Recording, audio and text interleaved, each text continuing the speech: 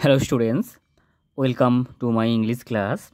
Students, আজ আমরা solve করব ক্লাস 7-এর Ray and Martin question bank 2024 থেকে ফার্স্ট ইউনিট টেস্ট পরীক্ষার জন্য 18 নম্বর স্কুলের মডেল সেটটি।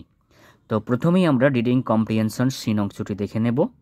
এখানে তোমাদের যে সিন অংশটি দেওয়া রয়েছে তা তোমাদের ইংলিশ টেক্সট বুকের lesson 1 the book of nature, Jawaharlal নেহরুর লেখা যে প্রোজ অংশটি দেওয়া রয়েছে সেখান থেকে তুলে দেওয়া হয়েছে। প্রথমেই আমরা এই প্রোজ প্যাসেজটি পড়ে নেব। When you and I are together, you often ask me questions about many things and I try to answer them. তো এখানে দেখো আমরা দুটো ওয়ার্ড পেলাম, সেটা হচ্ছে you and I.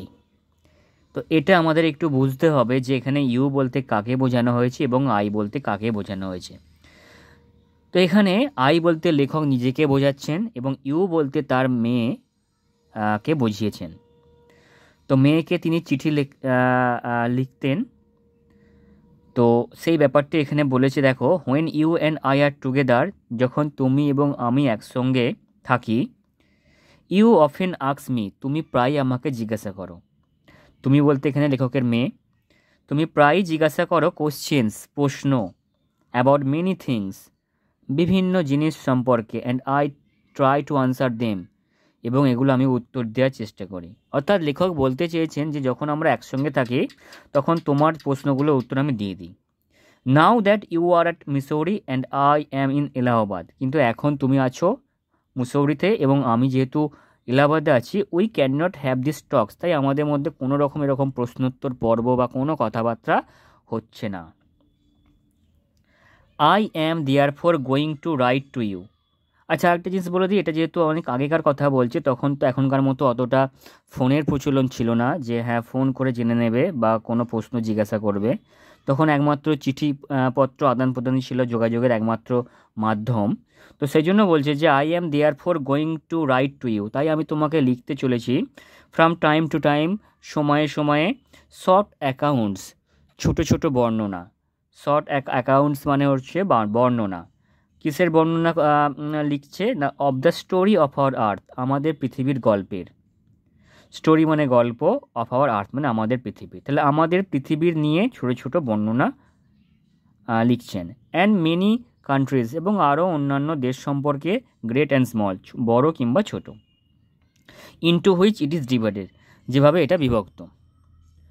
You have read a little about English history and Indian history, তো তুমি ইংরেজির ইতিহাস, ইংল্যান্ডের ইতিহাস এবং ভারতীয় ইতিহাস খুব অল্পই পড়েছো।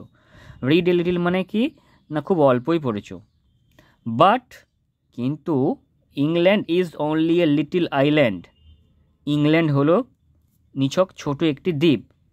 অ্যান্ড ইন্ডিয়া, এবং ভারত, দো এ বিগ কান্ট্রি, যদিও একটি বড় দেশ, is only a small part of the earth surface, কিন্তু পৃথিবীর উপরিতলে এটি একটি ছোটোই অংশ মাত্র।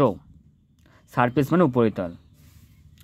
If we want to know something about the story, if we want to know, যদি আমরা জানতে চাই, সামথিং মানে কোনো কিছু, অ্যাবাউট দ্য স্টোরি কী সম্পর্কে না, গল্প সম্পর্কে, of this world of hours, আমাদের এই পৃথিবীর, যদি আমরা আমাদের এই পৃথিবীর গল্প সম্পর্কে কিছু জানতে চাই, উই মাস্ট থিঙ্ক, তাহলে অবশ্যই আমাদেরকে ভাবতে হবে, অফ অল দ্য কান্ট্রিজ, সমস্ত দেশের কথা, অ্যান্ড অল দ্য পিপলস, এবং সমস্ত লোকজনদের কথা, দ্যাট হ্যাভ ইনহ্যাবিটেড ইট, যারা এর মধ্যে বাস করে আছে বা এই দেশগুলোর মধ্যে বাস করে আছে, তাদের সকলের কথা ভাবতে হবে। And not merely of one little country, কেবলমাত্র নিছক একটি দেশের কথা জানলে হবে না। Where we may have been born, যেখানে আমরা জন্মেছি। তাহলে এখানে লেখক কী বলতে চাইছেন, যে আমাদের পৃথিবীর গল্প জানতে গেলে সমস্ত দেশের কথা, সমস্ত দেশের মানুষজনদের কথা জানতে হবে। কেবলমাত্র যে দেশটায় আমরা আছি বা জন্মেছি সেই দেশের কথা জানলে হবে না। তো চলো এবার আমরা প্রশ্নগুলো দেখে নিই। প্রথমে এর দাগে দেখো, আনসার দ্য ফলোইং কোশ্চেন, নিচের প্রশ্নগুলি উত্তর দাও। প্রথম প্রশ্ন, why did the author feel the need to write to his daughter, তো যেটা আমি বলছিলাম যে তার মেয়েকে চিঠিপত্র লিখতেন। তো এখানে লেখক কেন তার মেয়েকে চিঠিপত্র লেখার প্রয়োজনীয়তা অনুভব করেছিলেন। এটা হচ্ছে প্রশ্নটা। উত্তর দেখো, because now that his daughter is at Mussoorie and he is in Allahabad they can not have talk. যেহেতু তারা দুটো জায়গায় ছিল, সেই জন্য তাদের মধ্যে কোনো কথাবার্তা হচ্ছিল না। 2 নম্বর দেখো, what was the author going to right about. তো লেখক কী লিখতে চলেছেন? The author was going to right about short accounts of the story of the earth and the many countries.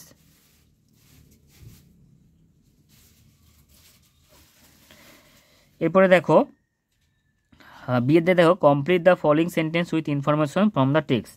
তো টেক্সট থেকে তথ্য নিতে বলেছে, দিয়ে পূরণ করতে হবে। দেখো, two know about the story of the world dash.